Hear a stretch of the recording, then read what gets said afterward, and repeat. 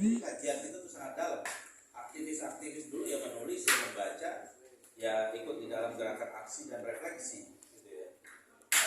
Dan ini menurut saya yang penting untuk dijaga. Sama dengan para pejuang-pejuang founding fathers kita dulu semua rata-rata membaca dan menulis. Tidak ada dari semua golongan, dari kiri ke kanan, membaca dan menulis. Baik dia membaca, sebut saja misalnya Sultan Syahrir, Soekarno, Hatta, Agus Salim, Aidit, siapa aja, Tan Malaka, semuanya menulis dan membaca. Jadi ada yang diperdebatkan. Nah, yang saya khawatirkan nanti tidak ada lagi yang diperdebatkan di generasi sekarang ini karena kurangnya literasi, terutama tentang konsep.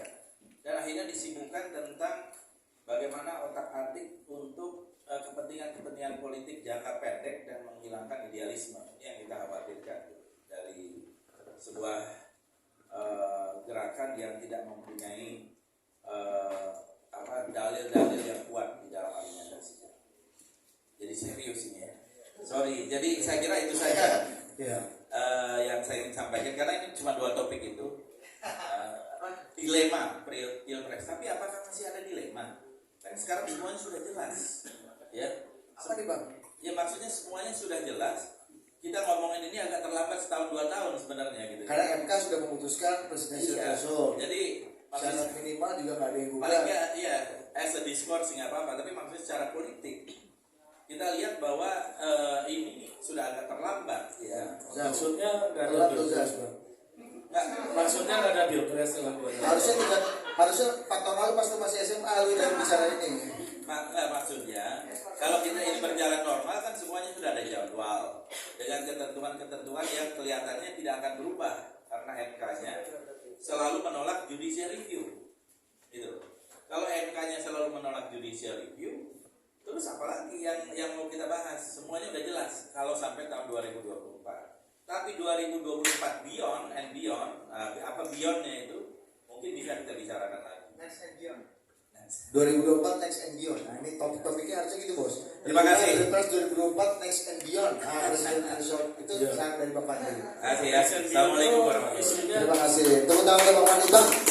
Tapi kita dulu sedikit aja Bang. Ini kan karena Abang yang paling senior dan Abang ketika proses pembuatan undang-undang ini Abang ada di dalam, bahkan mengaku ada di pimpinan DPR meskipun walk out ya. Suasana kebatinan dan asbabun nuzulnya sampai kenapa 20% tetap dipertahankan. Padahal kalau dulu dalam diskusi-diskusi perjalanan diketahui bahwa dimunculkannya presidensial threshold itu untuk katanya untuk mencegah salah satu calon yang agak kuat untuk bisa menang, tapi kemudian akhirnya menang. Dan hampir semua anggota DPR kalau ditanyain mengaku dia memperjuangkan supaya tidak 20% semua. Betul. Ya. Putkom dalam WhatsApp ke saya juga seperti itu. Meskipun di luar dia tentu Samina Watona kan. Nah ikutin. Menurut anak maaf ya Pak Ahan, Pak Sekjen tolong jangan tidak. Oh iya Pak Ahan, selamat ulang tahun. Gol apa yang terbaik? Bro kami nyo bos dikerjain bos. Sakit hati gua. Bang, gimana Bang? Boleh cerita nggak Bang? Suasana kebatinannya kenapa tetap 20% dan kenapa 40 tahun itu jadi benchmark untuk menunjukkan itu matang? Iya.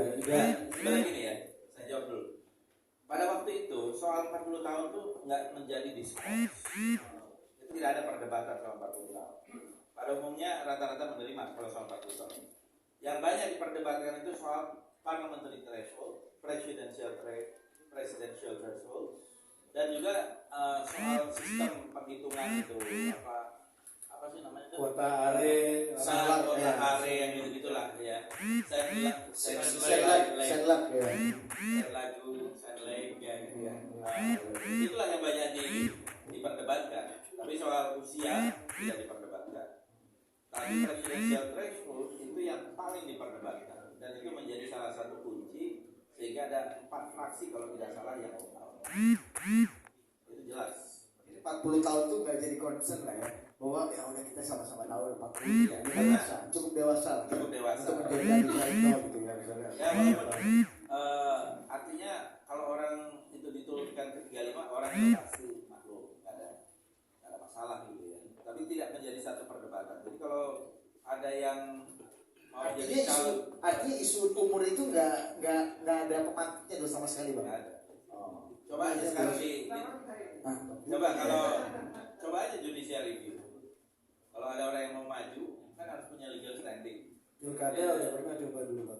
Nah ini yang 35, yang presiden belum. Presiden belum, pilkada. Pilkada 40 juga ya kan? 30. 30. Ya. Gagal bulan kan? Gagal. Iya. Kalaupun maju juga pasti kalah tuh orang. Cuma Tahu kan orangnya kan? iya. Jawab kita.